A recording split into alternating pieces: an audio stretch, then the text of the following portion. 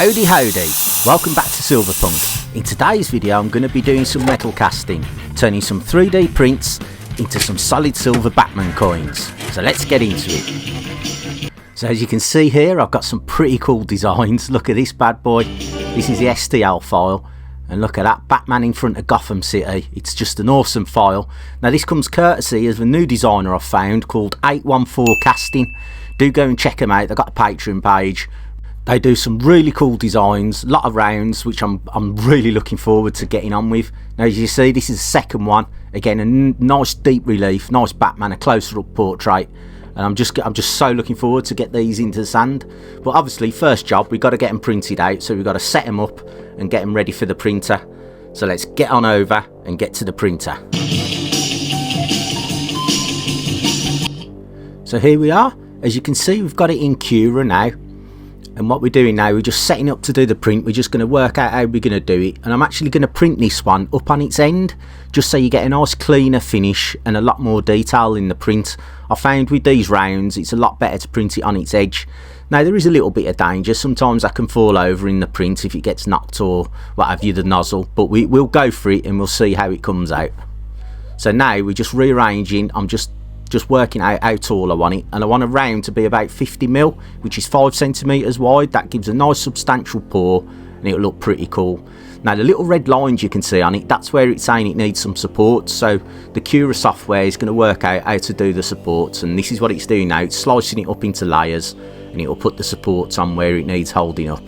There you go, 2.5 hours to do this one.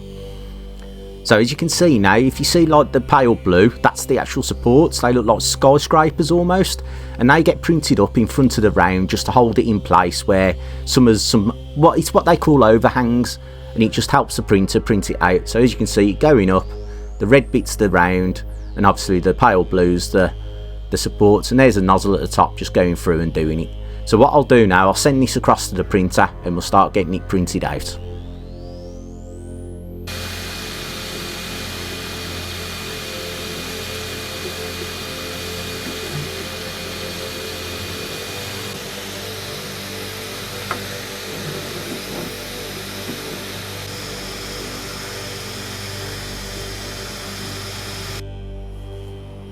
So here we are, we're in the pouring shed, and as you can see, there's a 3D print.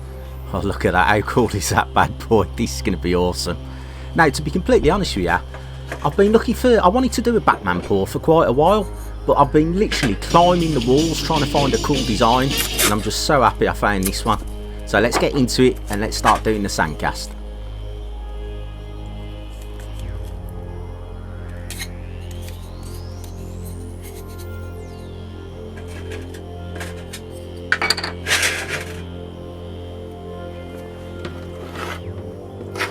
Now as you already probably know, there has been a lot of Batmans in the time since the 60s.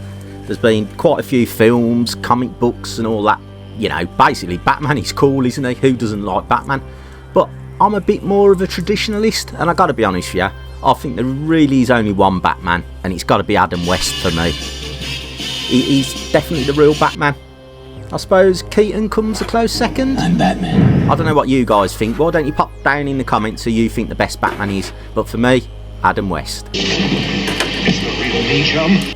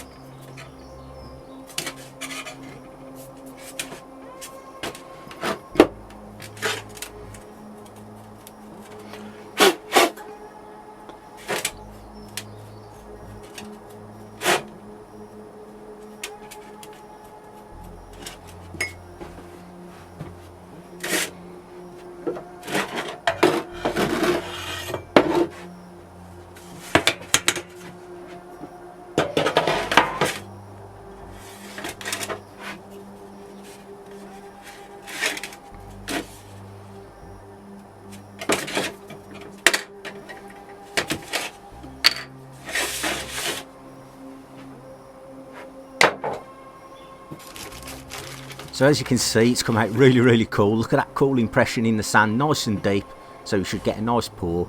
Now just what I'm doing here, I'm just scratching in some vent lines with a silver punk screw, just to let some of the gases, some of the steam escape, and hopefully this will aid the pour. So what we'll do, we'll get that closed up, and we'll start looking to get ready for the pour.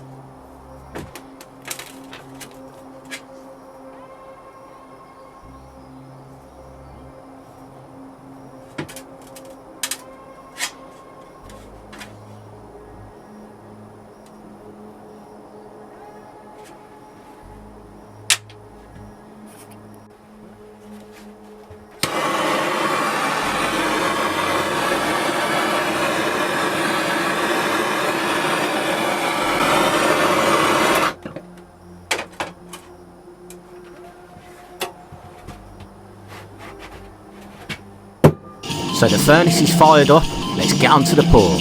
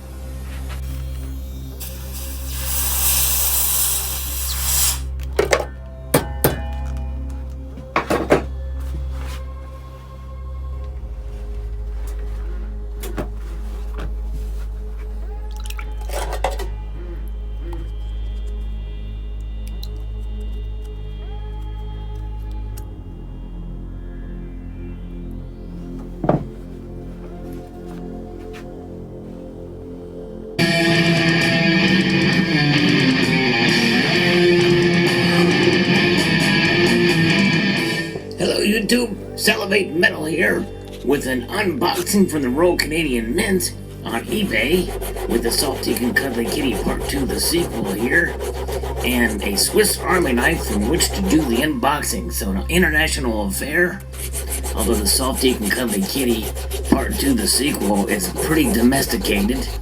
So we'll open up the contents of this box to find out what's inside, which you already know by the title. And very excited to update my collection of the 20 for 20 coins from the Royal Canadian Mint. A quarter ounce of silver for a lot of money when it's all said and done.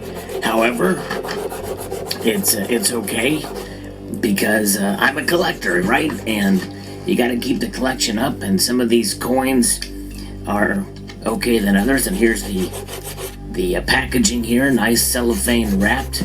It's a pretty neat design, although, you know, I'm not really big on comic book themes on coins, but some of these look pretty good, and a good design is a good design. So here's one, very nice. Now look here, the coin fell out. It looks like it broke away from the plastic, and I've been keeping these inside of the flips because they've been sealed with tape on the back. But you know, here's just another good reason maybe I should take them out, and I should probably get one of those attractive display cases, although they're a little bit pricey, but if I can find one cheap on eBay, I may look for one and put all of these in those cases. Very nice, because it looks like they're expanded, and it will just keep going. Very, very nice detail and the multiple levels of frosting and the like on this piece. I do say the Royal Canadian Mint with their specimen finishes do an extravagant job, and you can see the polish marks are very, very intricate and fine on the fields of this piece. Very well done. United States Mint should take a lesson from the Royal Canadian Mint on how to do the finishes on their coins, and quite exquisite detail. Very, very nice. So Batman vs. Superman, updating the 20 for 20 series, and I think there's one or two more yet for this year. I hope you enjoyed this video. I'd like to extend a multitude of gratitude to you all for watching, and encourage you to please rate, comment, and subscribe. Hey guys, it's Ben the Coin Geek at Old Public Coin, and every now and again there's something that comes out that's just kind of fun and innovative that I feel like I need to share with you, something I haven't seen before. They're only a few years old, and they're not really coins, but once again they come from a mint that's very popular, and I think this item has a lot of crossover appeal into many different collecting areas. I think they're kind of marvelous myself, but you may disagree. And they're produced by the New Zealand Mint, who we know for a mint that produces a lot of modern stuff, and some of you don't like it as much as others, but this has crossover appeal because not only is it for the silver collector, it's also for the comic collector. And so at first you're not going to really know exactly what this is, but this is actually 35 grams of silver that's been rolled out into a sheet, and then has printed on it this cover here. So the Batman Joker, this commemorates a graphic novel from March of 1988. It's just a famous comic, and of course it kind of has this fun little Joker and Batman card printed to the back of it, which is, I think, pretty cool, right? And they're really neat pieces because it's basically an ounce of silver, and they trade for a lot more than silver because they trade for $125 to $150, just kind of depending on which one it is. I was never into comics as a kid. I knew who Superman was, I knew who Batman was, but you know, when I was in high school, the comics that were popular were things like Spawn. I don't know if any of you know who Spawn is. Here we got another one. This one is Superman. Beautiful Superman from the, what was this, 1939 first edition. First time we saw Superman. They're really quite lovely the way that they're printed on there. And the first time Batman showed up also, looks like, was 1939 in a different issue. Here we go. Just pretty cool stuff. We'll probably end up putting them up on eBay, but the graphics on these are lovely. For the comic collector, for the silver collector, you can see that there's crossover appeal here, and it's kind of a new way that people are collecting different things. Obviously, not coins, but our silver, and you know, they're actually being made by one of the mints that I think has a lot of forethought and has kind of led the way in innovation with the New Zealand Mint. And we'll see what happens in the future, whether or not these continue to rise in value and scarcity, or if they just kind of become one of those footnotes in the history of collecting. So anyways,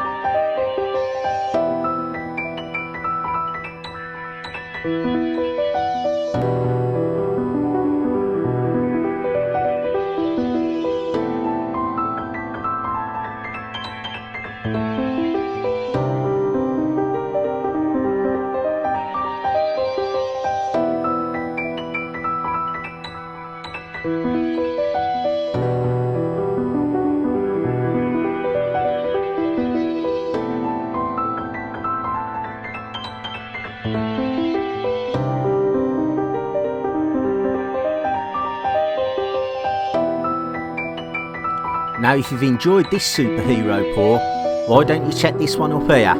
This one's super.